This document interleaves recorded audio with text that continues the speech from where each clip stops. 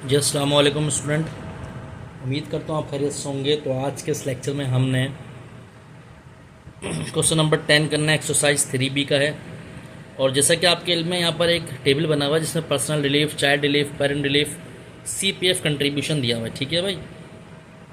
तो अब ये यहाँ पर ये कह रहा है, क्या कहते हैं अपना, कि 3,000 इसके, 4,000 उसके, 5,000 इसके और CPF इसके। ठीक है।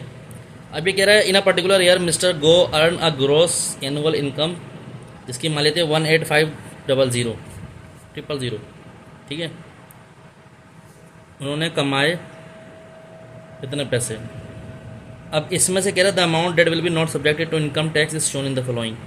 अब ये जो कमाए इसमें से ये अमाउंट जो है इनकम टैक्स में शामिल नहीं होगा। ठीक है। कह रहा है given that he live with one child. अच्छा, एक चाइल्ड और दो पेरेंट्स उनके साथ। अच्छा, पेरेंट्स का मतलब है कि एक पेयर, वन पेरेंट्स कब कहलाएंगे, जब मियाँ और बीवी का पेयर होगा। ठीक है, यानी कि माँ बाप का पेयर, तो वो एक पेरेंट कराएगा। अभी दो पेरेंट कह रहा है। And given that for the remaining income will be taxed the gross tax payable for the first, यानी कि जो आप कह रहे हैं कि रिमेनिंग जो इनकम होगी उस पर, इस पर इतना टैक्स लाएगा।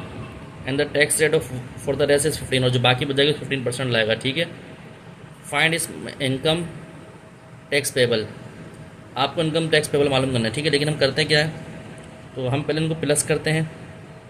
ठीक है, और इसमें से जो आएगा उसको मालूम कर, इसको माइनस कर देंगे। तो डियर स्टूडेंट, ये हमें दिया हुआ है, तो हम अमाउंट निकालेंगे जो सब्जेक्टेड नहीं है। तो अमाउंट कैसा आएगा भाई, सुन लीजिएगा। 3,000 लिखा डॉलर, ये किसका है, पेरेंट पर्सनल रिलीफ का है। चाइल्ड हमारे पास कितना है भाई, एक दिया हुआ था तो 4,000 लिखेंगे,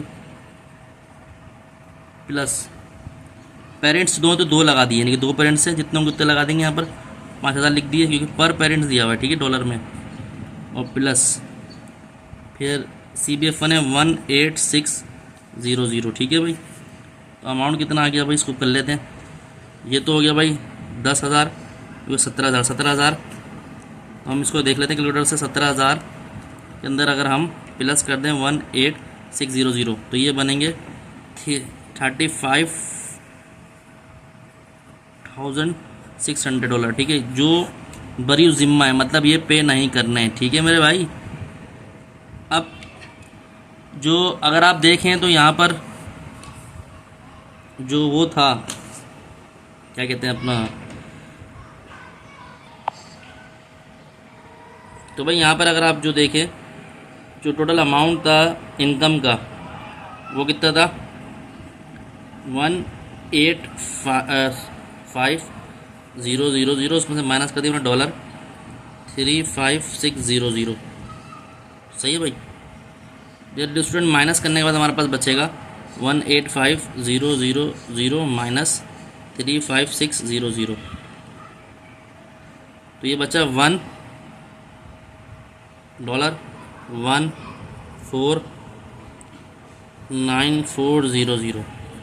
ठीक है भाई, ये बचा। अब इस पर टैक्स देना है हमें। ठीक है भाई, क्योंकि ये तो अमाउंट वो है ना जो क्या कहते हैं इस पर निकाला है, और इतनी इनकम थी, अब तो इस पर टैक्स बनेगा। अच्छा भाई, पहले तो ऑन फर्स्ट ये कह रहा है कि जब हमारे पास कितना होगा, वो कह रहा था कितने, 1,20,000 डॉलर होगा। तो 1 लाख अगर $20,000 होगा तो उस पर टैक्स बनेगा ना। टैक्स कितना बनेगा, 7,950। अब इसमें से इसमें बचा कितना, वो बचा, अगर आप देखें मैं माइनस करता हूँ, 149,400 में से माइनस कर दिया $1,20,000, तो ये बचा 29,000 बचा। तो ऑन नेक्स्ट कितना बचा भाई, $29,000 बचा। तो वो कह रहा था कि उस पर जो है आपको रेस्ट ऑफ द टैक्स माने कि कितना पे करने पड़ेगा, टैक्स करना पड़ेगा 15%। सही है, तो करने का तरीका बता रहा हूँ। 15% टैक्स पे करना पड़ेगा। आप लिखेंगे 15% ऑफ किस पे करना पड़ेगा, रेस्ट, यानी कि जो रिमेनिंग अमाउंट है। तो वो हो गया 29,400। तो उसको हम करते हैं 15 divided by 100 multiply by, option मतलब मल्टीप्लाई, तो ये 29,400। तो 2 0 से 2 0 कैंसिल, तो ये 15 मल्टीप्लाई 294।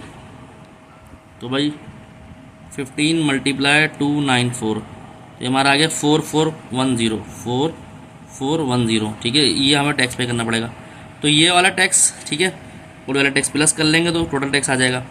तो ये हमारे पास आएगा 7950 प्लस 4410। तो इसको देख लेते हैं भाई, 7950 को प्लस करा 4410 तो यह है 12360% $।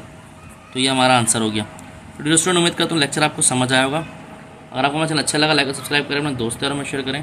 तो मज़ीद आपको मिलते रहेंगे। अपना ध्यान रखें। अस्सलाम वालेकुम।